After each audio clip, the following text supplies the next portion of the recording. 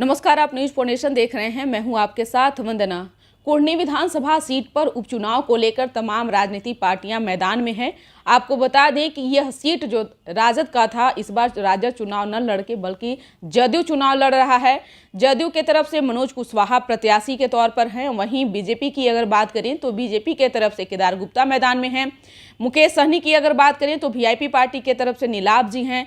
वहीं ओवैसी के पार्टी से जो है वो भी प्रत्याशी मैदान में है। यानी कि चार जो पार्टियां हैं वो अपने अपने तरीके से वहां चुनावी मैदान में रणनीति बनाने में लगी हुई है। इस विषय पर हमारे साथ बात करने के लिए हैं आम जनता पार्टी के राष्ट्रीय अध्यक्ष विद्यापति चंद्रवंशी, और इनसे हमारा सवाल है कि इस चुनाव को आप कैसे देख रहे हैं। तमाम राजनीतिक पार्टियां मैदान में उतर चुकी है, लेकिन मुकाबला किस प्रकार का होगा?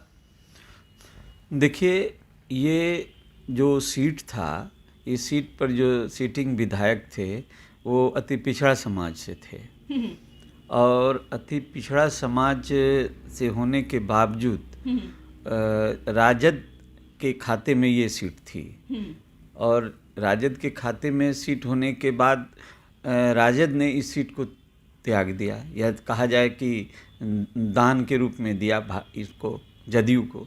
अब परिस्थिति ये आ गई कि राजद ने ऐसा, इससे पहले भी हमने कहा है कि राजद ने ऐसा इसलिए किया क्योंकि वो अति पिछड़ा को टिकट दिए थे, वहाँ से विन किए हुए थे अति पिछड़े अनिल साहनी जी। अब परिस्थिति आ गई कि फिर अगर वो अति पिछड़ा का टिकट काट के दूसरे को देते तो फिर एक सवाल खड़ा होता, तो उन्होंने वो सीट ही त्याग दिया। तो कहा कि अब जदयू जो निर्णय ले। ठीक है, जदयू ने निर्णय लिया अपना, वो जो है कुशवाहा समाज, लव कुश की बात करते हैं, लव कुश की राजनीति साधने के लिए उन्होंने दिया है। तो अब दूसरी तरफ अब चले आए तो इधर भारतीय जनता पार्टी बनिए की पार्टी के नाम पर जानी जाती है कि भारतीय जनता पार्टी बनिए की पार्टी है। तो भारतीय जनता पार्टी ने बनिया को दिया। अब ओवैसी साहब जो है मुस्लिम समाज का प्रत्याशी उतारे। लेकिन सवाल यहाँ पर एक प्रश्न ये उठ रहा है कि आखिर एक दल और जो वहाँ चुनाव लड़ रही है, जो वीआईपी पार्टी है, उसने, वो तो अति पिछड़े की राजनीति करने की बात कहती है। अति पिछड़े समाज से जो लोग आते हैं, साहनी समाज के लोग, उसके उत्थान की बात करती है। लेकिन वहाँ पर वो भी जो है एक अति पिछड़ा समाज को जो है वहाँ पर वो भी तरजीह नहीं दिए और भूमियार समाज को उन्होंने अपना कैंडिडेट बनाया है। तो ये कहीं ना कहीं ये सब मिलके अति पिछड़ा समाज के ही हक की हक मारी हुई। हम, जबकि मुकेश सहनी जी बराबर कहे थे कि अति पिछड़ा समाज को टिकट अगर भारतीय जनता पार्टी देती है तो हम उसका समर्थन करेंगे, लेकिन वो खुद ही अति पिछड़ा समाज को टिकट नहीं दिए। तो ये सब सवाल को देखने से लगता है कि वहाँ पर सिर्फ और सिर्फ अति पिछड़े समाज के हकमारी हुई है। और उसका आज कोई भी अगर एक कैंडिडेट देता अपना तो जितने का एक भरोसा होता, लेकिन किसी ने कैंडिडेट ही नहीं उतारा। ये चार दल में किसी ने कैंडिडेट नहीं होना। हाँ, जबकि तीन दल ने अपने अपने जो समीकरण के जो लोग थे उनको टिकट दिया। जदयू ने, फिर ओवैसी साहब ने, और भारतीय जनता पार्टी ने बनिया को टिकट दिया तो दिया। लेकिन ये पार्टी जो है, चौथी पार्टी मुकेश सहनी जी की पार्टी, उसने तो अति पिछड़ा समाज को पूछा तक नहीं। तो आखिर अति पिछड़ा की राजनीति करके, अति पिछड़ा से वोट ले करके और उसकी बात करके, उसके उत्थान की बात करके आखिर अति पिछड़ा के हक को मारना, ये मेरे नज़र में उचित नहीं है। इसलिए अति पिछड़ा समाज इस बार अपने खुद निर्णय लेगा कि मुझे क्या करना है। एक सवाल यह भी है कि बिहार में जब भी अगर जाति की बात आती है तो लोग अति पिछड़ों की बात सबसे पहले करते हैं और इसी के आड़ में लोग राजनीति भी करते हैं। अगर इस बार जो चुनाव हो रहा है कुढ़नी विधानसभा सीट पर, तो क्या आपको लगता है कि अति पिछड़ों की सहानुभूति किसको मिलने वाली है? देखिए, अति पिछड़ा समाज को एक तो चैलेंज है कि नीतीश जी कहते थे अति पिछड़ा मेरे साथ है, भारतीय जनता पार्टी कहती है मेरे साथ है।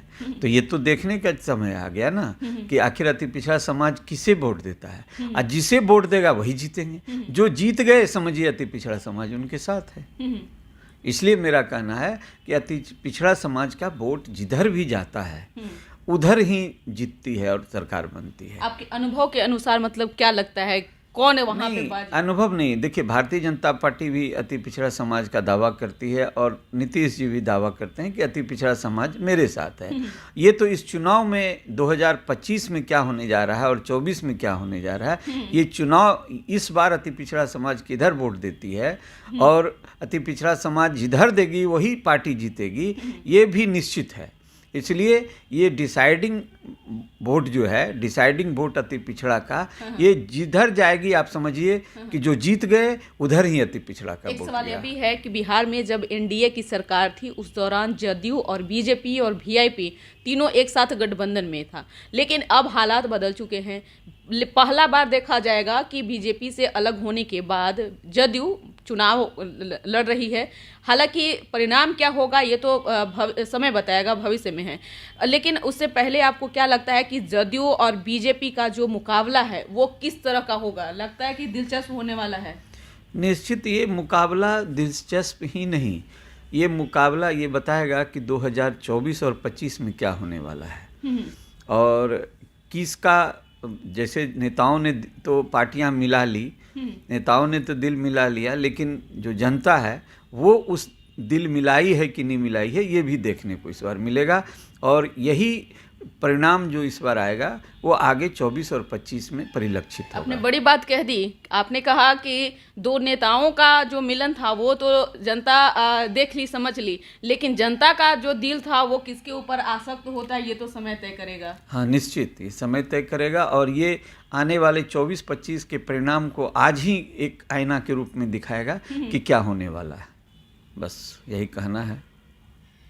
तो ये थे आम जनता पार्टी राष्ट्रीय के राष्ट्रीय अध्यक्ष विद्यापति चंद्रवंशी, जिन्होंने भविष्यवाणी करते हुए कहा कि दो नेताओं का मिलन दिल से तो हो गया, लेकिन जनता का मिलन हुआ है या नहीं यह तो समय बताएगा। इन्होंने यह भी बातें कहा कि 2024 और 25 का जो चुनाव है वो चुनाव इस परिणाम के बाद जो है वो सबको पता चल जाएगा कि कौन कितना पानी में है। हालांकि एनडीए से अलग होने के बाद जदयू पहला बार बीजेपी के साथ दो हाथ करने के लिए मैदान में है।